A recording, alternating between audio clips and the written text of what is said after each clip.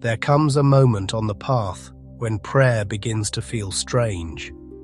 Not because prayer is false, not because devotion has failed, and not because the soul has outgrown reverence, but because something deeper inside you begins to sense that the source was never distant. Something ancient in the hidden chamber of the heart begins to whisper that you have been speaking to the infinite, as though it were somewhere else, as though the holy presence had abandoned you, as though the light that breathed you into being must now be convinced to remember your name. And in that moment, the old way of asking begins to tremble. Most people approach the universe like beggars outside a palace gate. They knock with trembling hands, hoping the door will open, hoping some distant intelligence will notice their pain, hoping their desire is not too much, too selfish, too late, too human, or too impossible. They pray with beautiful words, but underneath the words, there is often a quiet wound. They ask from the place that believes it has been exiled. They reach upward because they do not yet feel the kingdom within.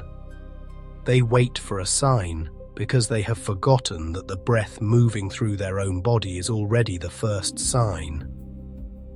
But this is the wound of separation speaking. This is the ego attempting to negotiate with the infinite from a place of spiritual poverty. It asks, but beneath the asking is fear.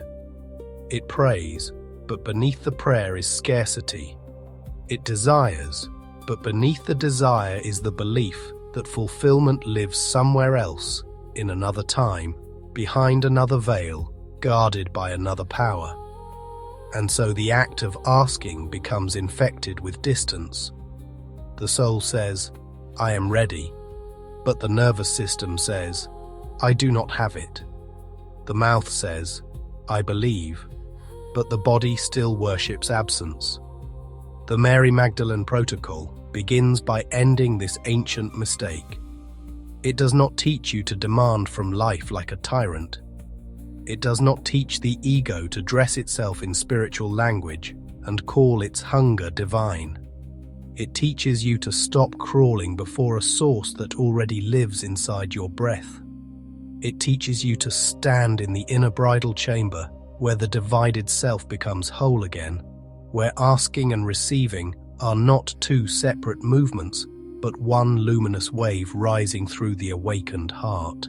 In the Gnostic imagination, salvation is not merely obedience to an outer ruler.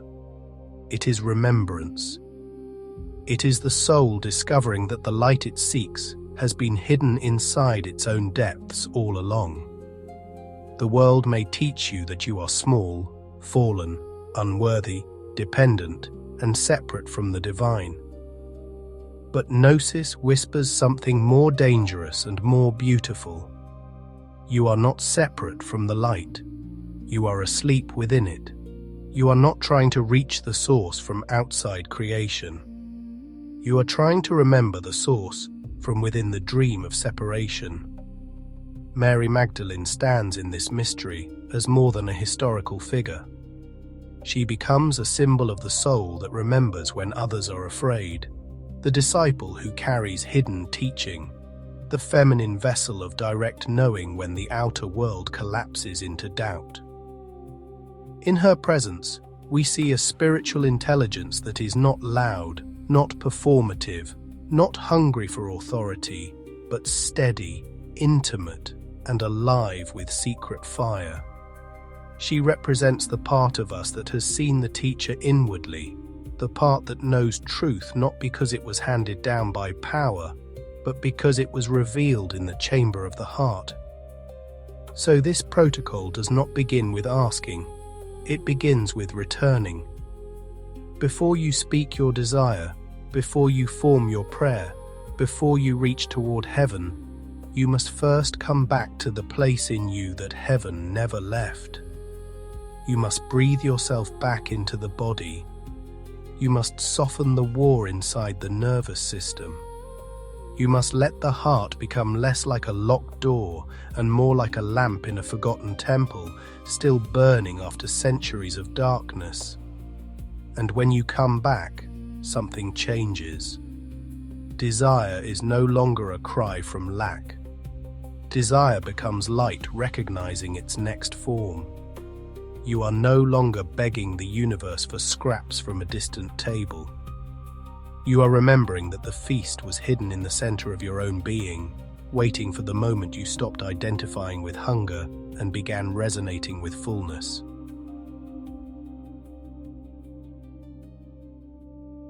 The ego believes everything is a transaction. It believes love must be earned, safety must be proven, abundance must be justified, and divine favor must be purchased with enough suffering, enough purity, enough sacrifice, enough spiritual performance. Even when the ego becomes religious or mystical, it often carries the same old marketplace into the temple. It turns prayer into bargaining, meditation into a performance, manifestation into a desperate attempt to control life, and devotion into a secret contract that says, "If I am good enough, perhaps the light will finally give me what I want." This is why so many people become exhausted by manifestation. They visualize, affirm, pray, journal, chant, and plead. But underneath every technique, there remains a hidden sentence: "I do not have it yet." That sentence becomes the real prayer. The words say abundance, but the body says lack. The mouth says love, but the chest says abandonment. The mind imagines fulfillment, but the nervous system keeps rehearsing the familiar shape of disappointment. And so the person wonders why nothing changes, not realizing that the deeper ritual is not the affirmation, but the identity from which the affirmation is being spoken. That identity is the cage, not because your words are wrong, and not because your longing is shameful, but because your sense of self is still kneeling outside the door. You are asking as a separate one, not receiving as an already united one. You are standing at the threshold of the bridal chamber while still wearing the garments of exile. You want union, but you keep speaking from distance. You want the answer, but you keep confirming the absence.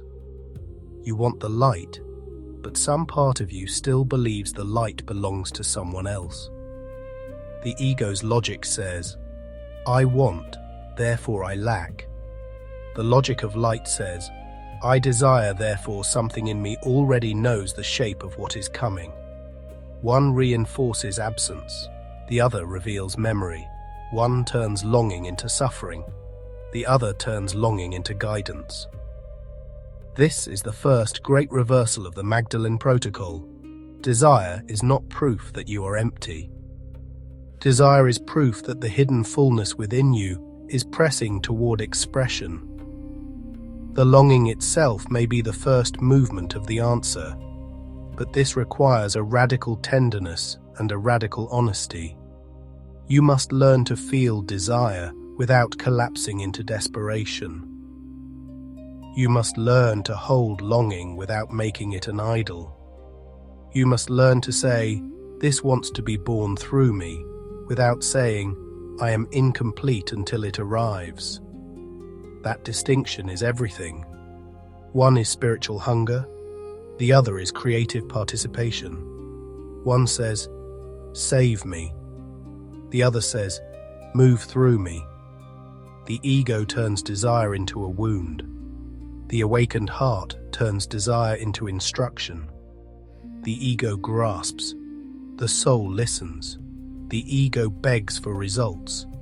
The soul becomes the condition through which results can arrive. The ego asks, "How do I get this?" The soul asks, "Who must I become so this can move through me cleanly?" That question changes the entire field. It moves you from manipulation into alignment, from panic into presence, from spiritual consumerism into sacred embodiment. This is not passive wishing. It is a deeper discipline, To receive from primordial light, you must stop performing lack so convincingly that your nervous system mistakes it for truth. You must notice how often you rehearse absence, how often you speak as if the door is closed, how often you secretly expect disappointment and then call that expectation realism. The protocol is loving, but it is not soft towards self-deception. It asks you to stop feeding the altar of delay. The Magdalene way is stern because it does not flatter your fear. It says, stop rehearsing exile, stop worshipping distance, stop calling yourself separate from the very light that is trying to move through you. The universe does not need you to beg. The source does not need you to shrink. The divine does not become more generous when you become more desperate. The chamber opens when you stop negotiating with absence and begin standing in the dignity of the light you already carry. In the Gnostic imagination, Mary Magdalene is not merely a woman standing at the edge of someone else's story. She is the one who remains when the others tremble. She is the witness of hidden teaching, the one who carries the memory of the teacher into the silence after his absence. When fear rises in the room, she does not become fear.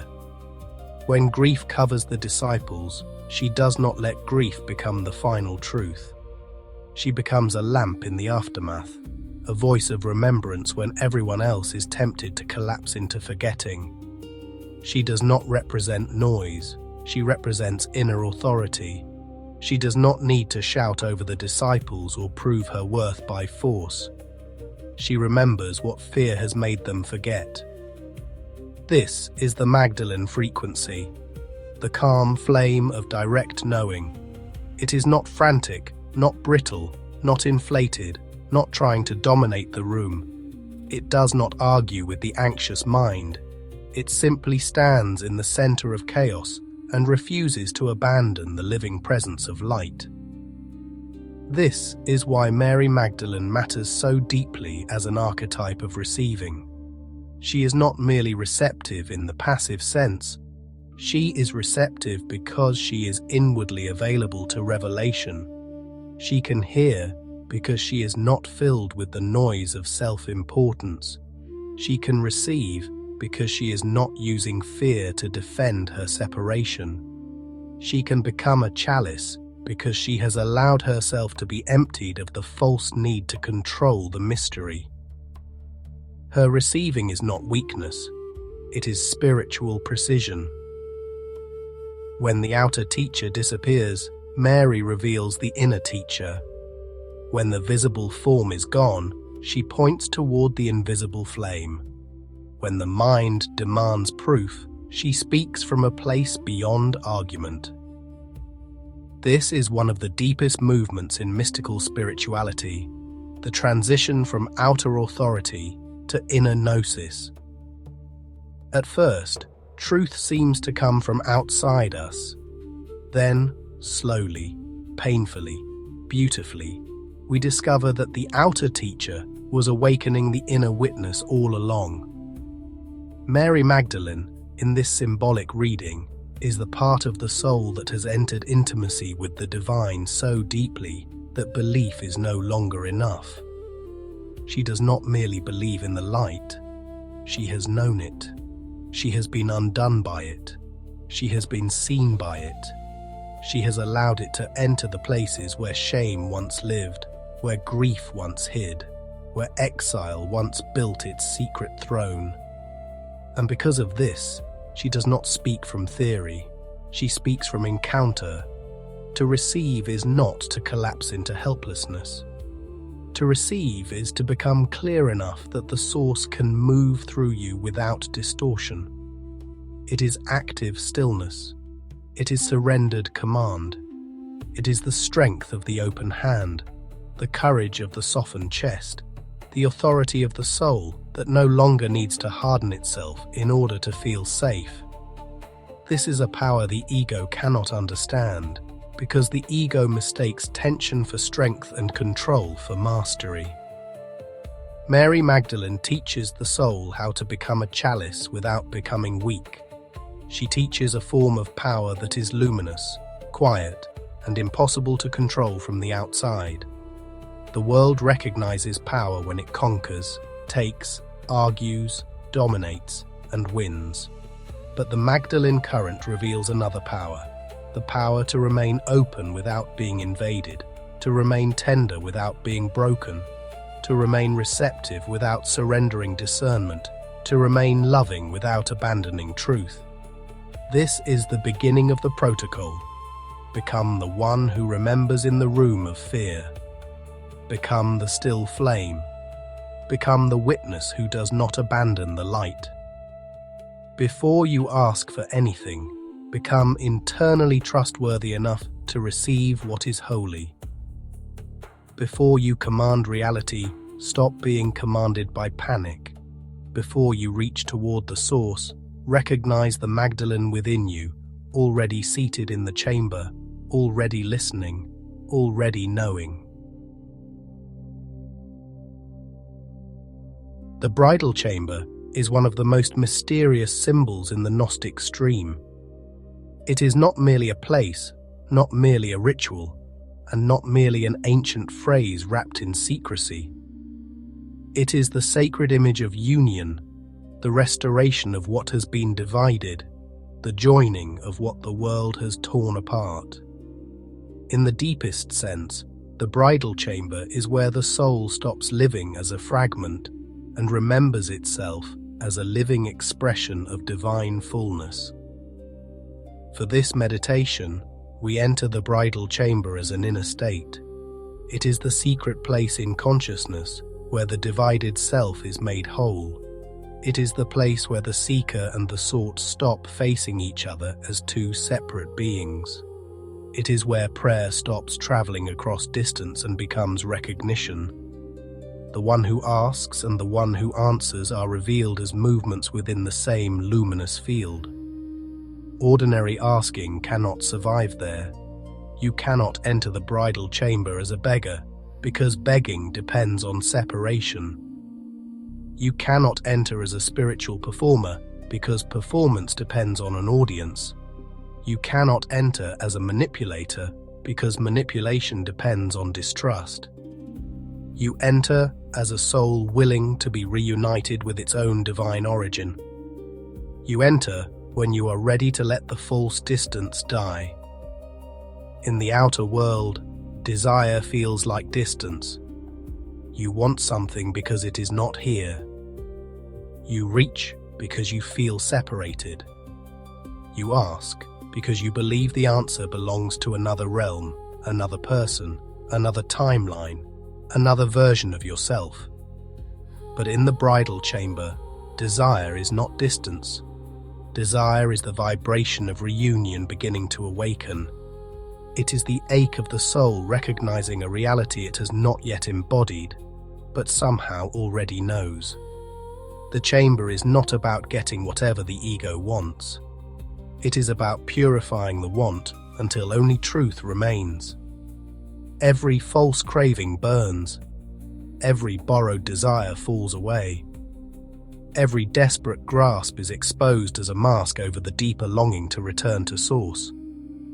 This is why many people fear real stillness. In true stillness, you cannot hide behind your surface desires. The chamber asks you what you actually want when the need to impress, escape, prove, and be rescued is stripped away. Then something holy happens. The desire becomes simple. It becomes clear. It becomes less like hunger and more like light taking form. You may still long for healing, love, abundance, purpose, or creative expression, but the longing no longer feels like a scream from exile. It feels like a sacred instruction rising through the body. It feels like the future placing its hand on your heart and saying, "Prepare yourself. I am trying to arrive through you." That is when the ask and receive logic begins, not as a trick, not as a shortcut, not as a way to force the invisible world to obey the wounded ego. It begins as the natural language of a soul that is no longer divided against itself. When inner fragmentation quiets, the field becomes clean. When the field becomes clean, intention becomes less like noise and more like a signal. When intention becomes a signal, reality begins to answer in ways the old self could not perceive. The bridal chamber is therefore not an escape from life. It is the hidden center from which life can finally be lived correctly. You enter the chamber so that your desire may be washed of fear. You enter so that your asking may become luminous. You enter so that receiving may no longer feel like luck, accident, or permission from a distant God, but like the natural movement of light returning to itself.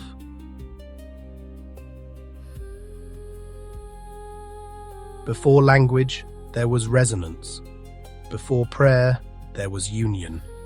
Before the mind learned to form sentences, the soul knew how to speak in light. This is the primordial language beneath all sacred words, the silent intelligence that moves between the heart and the source without needing explanation. It is older than theology, older than ritual, older than the names we gave to God when we began to forget the living presence itself. The primordial ask and receive logic is not verbal at its root. It is not the nervous repetition of a desire. It is not the constant mental broadcasting of what you want. It is the deep alignment between what is true in the heart and what is already possible in the field of creation. The ego thinks asking means speaking louder.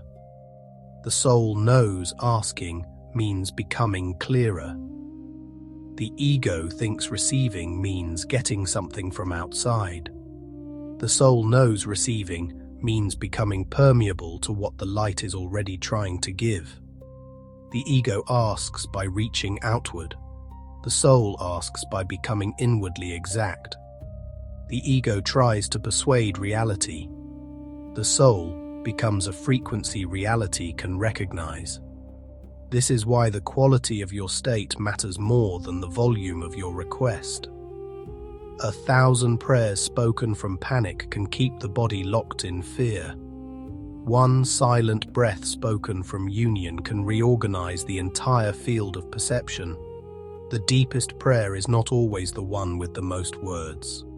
Sometimes it is the one where the body finally stops contradicting the heart. The logic of light says, what is true does not need to be forced. It needs a vessel. It needs a body willing to stop arguing with the reality it claims to desire. This is where many seekers lose the thread. They ask for love while preparing for betrayal. They ask for abundance while identifying with lack. They ask for healing while remaining loyal to the wound. They ask for awakening while clinging to the identity that awakening would dissolve. The light cannot be commanded by contradiction. So the first command is not, give me. The first command is, make me coherent. Make my thoughts, breath, heart, and body one clear instrument. Remove the noise from my asking. Remove the fear from my receiving. Remove every hidden loyalty to pain that I have mistaken for wisdom. Remove every false humility that keeps me small. Remove every secret belief that says I must suffer before I am allowed to be blessed. When the heart becomes coherent, desire changes texture. It is no longer sharp, frantic, or needy. It becomes warm, whole, radiant, and strangely peaceful. You may still care deeply. You may still feel the ache of longing, but beneath the longing, there is a quiet trust, as if the answer is already traveling toward you from within the fabric of things. This is not fantasy. It is a shift in identity. You are no longer standing outside the answer. You are learning how to become compatible with it. Then the soul understands. I do not receive because I have convinced God. I receive because I have stopped arguing with the light. I do not receive because I finally became worthy. I receive because worthiness was never the question. I do not receive because I mastered a technique. I receive because I became still enough to hear the original logic beneath all techniques, the logic that says union is the foundation, not the reward. This is the primordial ask and receive logic of light. Ask not as the exile. Ask as the flame. Ask not from panic. Ask from remembrance. Ask not by begging the universe to become generous. Ask by becoming transparent to the generosity already hidden inside creation. Then receiving is no longer a miracle that interrupts ordinary life. Receiving becomes the natural consequence of no longer living against your own divine origin. Every spiritual path eventually confronts the illusion of distance. The mind says source is above, fulfillment is ahead, healing is later. Awakening belongs to someone more worthy, more disciplined, more pure, more chosen, more advanced. This illusion becomes the architecture of suffering. It places the divine in another realm and the self in permanent delay. It tells you that peace is coming, but never now. It tells you that union is possible, but not yet. It tells you that the answer exists, but always somewhere beyond your current breath. The Magdalene protocol interrupts this delay. It says, "Enter the chamber now. Do not wait until you are perfect. Do not wait until your life is clean. Do not wait until fear has vanished. Do not wait until your mind becomes silent enough to impress your own idea of holiness. Enter with trembling hands. Enter with grief still in your ribs. Enter with the wound still speaking. The chamber does not open because you have no scars. It opens because you stop using your scars as proof of separation." This is one of the most merciful truths on the path. You do not need to become untouched by life before you can receive light. You do not need to erase your humanity before you can enter union. The source is not offended by your trembling. The divine is not confused by your grief. The primordial light does not wait for you to become flawless. It waits for you to stop identifying with the flaw as your deepest truth. The collapse of distance happens first in the body. The breath slows, the chest softens, the jaw unclenches, the belly stops defending itself against life. The hands open. The forehead releases its ancient labor. The spine becomes less like a guarded wall and more like a pillar of quiet flame. This is not merely relaxation. It is a theological event inside the nervous system. The body begins to learn that it is not outside grace. Then the nervous system receives a new message. I am not outside the light. I am not waiting for the source to arrive. I am inside the field of the answer already. When this message begins to root itself, reality feels different. Not because every outer circumstance instantly changes, but because the self that was interpreting those circumstances begins to dissolve.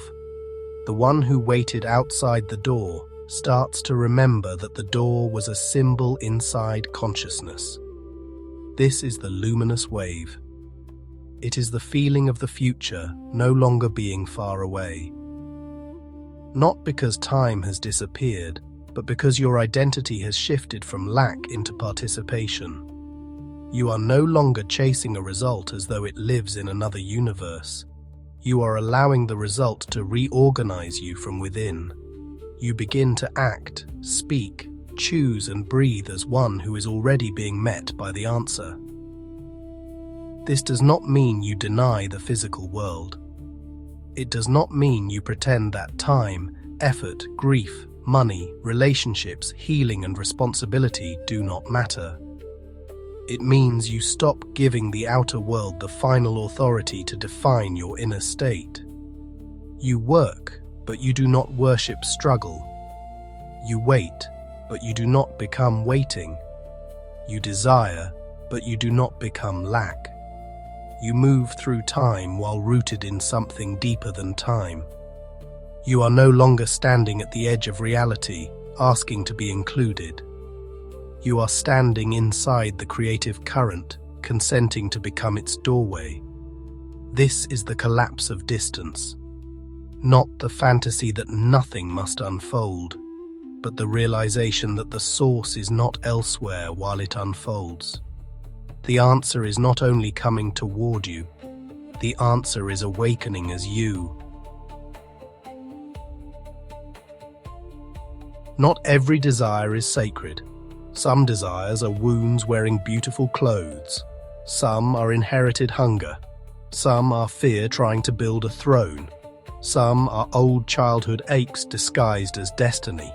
Some are comparisons borrowed from people whose souls are not walking your path. This is why the Magdalene protocol requires discernment. It does not teach blind manifestation. It teaches purified participation with the light. The Magdalene frequency is loving, but it is not sentimental. It will not bless every craving simply because the ego calls it a dream. It will not turn spiritual language into a costume for insecurity. It will not tell you that every wanting is holy. It asks a deeper question. What part of you is wanting this? Is it the wound that wants revenge? Is it the exile that wants proof? Is it the frightened child that wants safety? Or is it the soul that feels the next form of light asking to be born? To enter the chamber, you must ask, what remains when desperation is removed? What remains when comparison is removed? What remains when the need to prove myself is removed? What remains when I no longer need this desire to rescue my identity? This is a terrifying purification, because many desires cannot survive it. They dissolve when the ego is no longer allowed to feed them with panic. The false desire collapses when it is no longer fed by fear. The true desire becomes quieter but stronger. It does not scream. It glows. It may not flatter your vanity. It may not make sense to the people around you. It may not arrive with spectacle. But it has a warmth, a steadiness, a strange inevitability. You feel it not as pressure, but as summons. Not as addiction, but as alignment. Not as escape, but as calling. A true desire expands the heart. It may still challenge you, stretch you, and demand courage, but it does not make you betray your soul. It does not require you to become smaller, harder, colder, or less awake. It does not ask you to abandon compassion in order to become powerful. It does not ask you to trade peace for achievement. True desire may lead you into effort, but the effort feels consecrated rather than frantic. This is how Mary Magdalene becomes a mirror. She asks the soul to look without flinching. Is this desire a doorway into more life, or is it another disguise for exile? Is it bringing you closer to the bridal chamber, or deeper into the marketplace of the ego? Does it make you more luminous, more honest, more loving, more awake? Or does it make you more tense, more obsessed, more separate, more afraid? When a desire is purified, it becomes instruction. It tells you where the light wants to move next. It reveals the form your soul is ready to embody. You no longer need to chase it with panic because you can feel it working on you from within. The desire itself becomes a teacher. It begins rearranging your values, your habits, your speech, your attention, and your willingness to receive. Then asking becomes holy. Not because you are demanding a prize, but because you are listening to the next movement of the divine within you. You ask not to escape your life, but to participate more deeply in its hidden purpose. You ask not because you are empty, but because the fullness inside you is seeking form. You ask not from exile, but from the chamber where desire and fulfillment have already begun to recognize each other as one light. There is a kind of command that does not come from domination. It does not force. It does not threaten. It does not try to bend reality through spiritual arrogance. It is not the ego wearing a crown and calling itself divine authority. That kind of command is only fear made louder. It may speak in powerful language, but underneath it is still terrified of not being in control. True command comes from union. It is the voice of the soul when it is no longer begging for permission to exist. It does not need to overpower life because it is no longer separate from life. It does not shout at the universe because it is listening from inside the universe. It does not demand like a tyrant. It declares like a temple bell, clear, resonant, and aligned with the deep law of being. To command through primordial light means to stand so fully in divine remembrance that your energy stops broadcasting confusion. Your thoughts, emotions, breath, and actions begin to carry one message. This is where many people misunderstand spiritual power. They think command means intensity, but intensity without coherence is only noise. True command is coherence so complete that reality can finally read you clearly. This is why the protocol asks for stillness before declaration. Do not command from panic.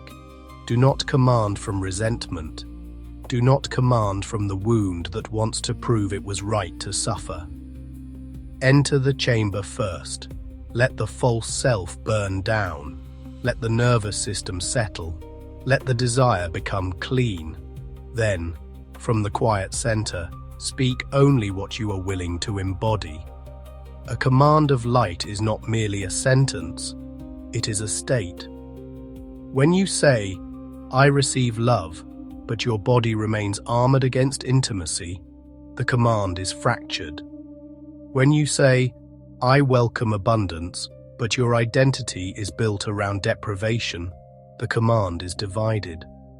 When you say, "I am healed," but secretly cling to the wound as your only story, the command cannot fully land. The light is not punishing you. It is showing you where the signal is split. So the work becomes integration. You do not simply speak the new reality, you become compatible with it. You make decisions that agree with it. You remove habits that mock it. You stop feeding conversations that contradict it. You let your environment, relationships, attention, and daily rhythms become part of the command. Then reality is no longer hearing a desperate wish. It is encountering an embodied frequency. This is stern medicine, but it is loving.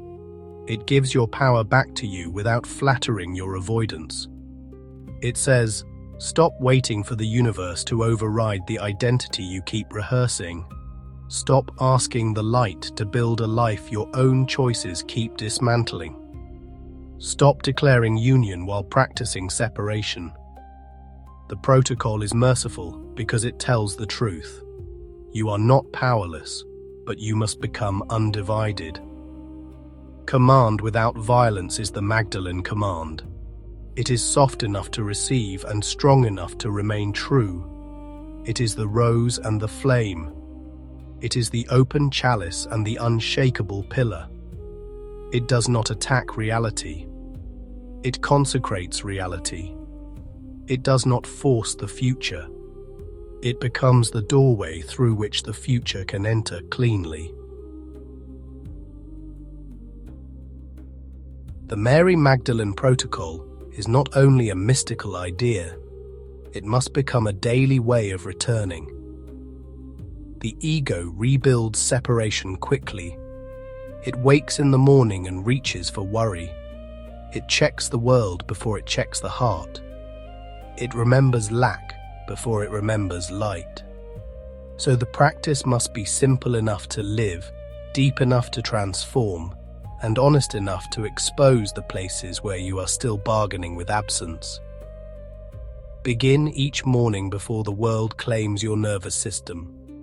Place one hand over the heart and one over the lower belly. Let the breath descend. Do not rush into words. Do not immediately tell the universe what you want. First, become present enough to notice where you are asking from. Are you asking from fear? Are you asking from urgency? Are you asking from comparison?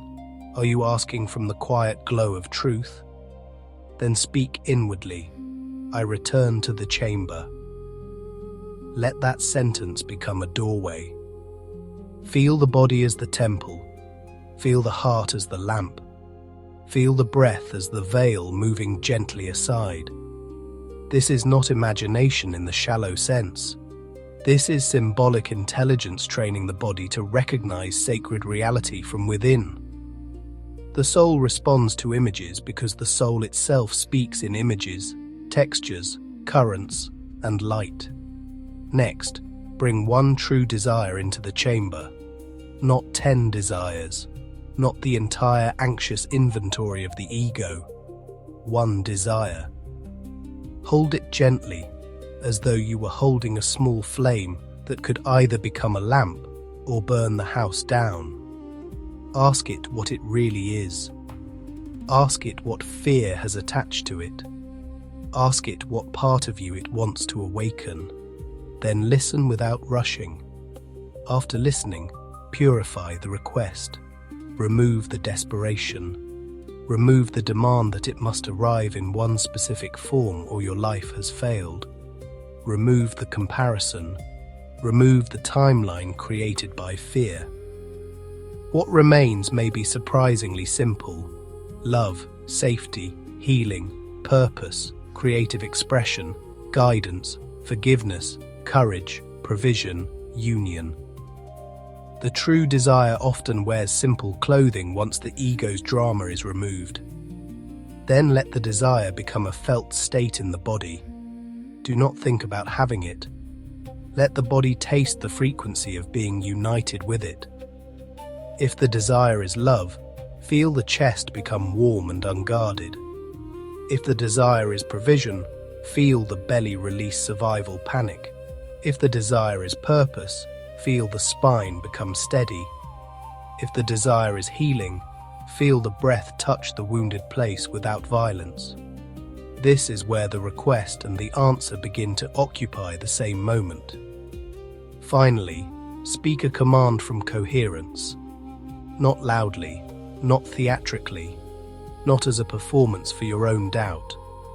Speak quietly, as one who knows the source is listening from within. Say, let this desire be purified. Let what is true take form. Let what is false fall away. Let me become compatible with the answer. This command does not tell life how to obey your fear. It invites life to organize around your deepest truth. Then live the rest of the day as a continuation of the chamber. When fear returns, return to the heart. When lack speaks, breathe before believing it. When the ego wants to beg, place your hand on your chest and remember, the source is not elsewhere. The protocol is not something you do once. It is the gradual training of the entire being to stop living as though exile were more real than light. Now, allow the teaching to become silence. Let the mind stop reaching for understanding. Let the body become the scripture. Let the breath become the doorway. You do not need to force anything now. You do not need to solve your life in this moment. You do not need to prove that you are spiritual, worthy, ready, healed, or chosen. Simply arrive here exactly as you are and allow the chamber to receive you. Close your eyes if it feels safe to do so. Let your shoulders soften. Let your jaw unclench. Let the tongue rest. Let the hands open. Feel the weight of the body being held by the earth. Feel the breath moving in and out like a tide from a sea older than memory. With every exhale, release the posture of begging. Release the feeling that you must reach outside yourself to be seen by the light. Bring your awareness to the center of the chest. Imagine there a small golden flame, quiet and steady, not dramatic, not violent, not trying to impress you. This flame has been with you through every season of forgetting. It was there when you felt abandoned. It was there when you doubted yourself. It was there when you called yourself lost. It did not leave because you forgot it. It waited. Now imagine this golden flame opening into a hidden chamber within the heart. The chamber is ancient, still, and filled with warm, luminous silence. There are no judges here. No begging is required here. No performance is honored here. Only truth may remain. Only what is real may breathe. Feel yourself entering this inner bridal chamber, not as an exile, but as one returning to the place where your soul was always known. Bring one desire into this chamber. Let it appear gently. Do not chase it. Do not explain it. Do not defend it. Simply hold it in the light. Notice whether fear is wrapped around it. Notice whether urgency is gripping it. Notice whether the ego has used this desire to prove lack, unworthiness, or separation. And now, with tenderness, let every false attachment begin to loosen. Silently say within yourself, "Let this desire be purified by light. Let what is false fall away.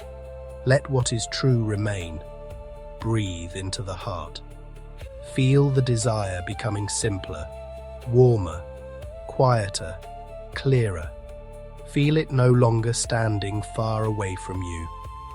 Feel it as a luminous wave inside the heart, a wave that contains both the asking and the receiving, both the longing and the answer, both the seed and the flower. Now, rest in the feeling that the source is not distant. The answer may still unfold through time, through action, through healing, through relationships, through courage, through patience. But the light itself is not delayed. The light is here. The chamber is here. The union is here. Let the nervous system learn this. Let the body believe this. Let the heart remember this. Now repeat silently, slowly, and with feeling. I do not beg from exile. I receive from union. I am not outside the source. The source breathes within me. My desire is purified by light. What is false falls away. What is true takes form. I release the ego's hunger. I enter the chamber of remembrance. I no longer worship distance. I allow the answer to awaken within me. I become coherent. I become receptive. I become luminous.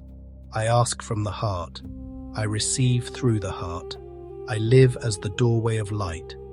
Rest now in silence. Let the words dissolve.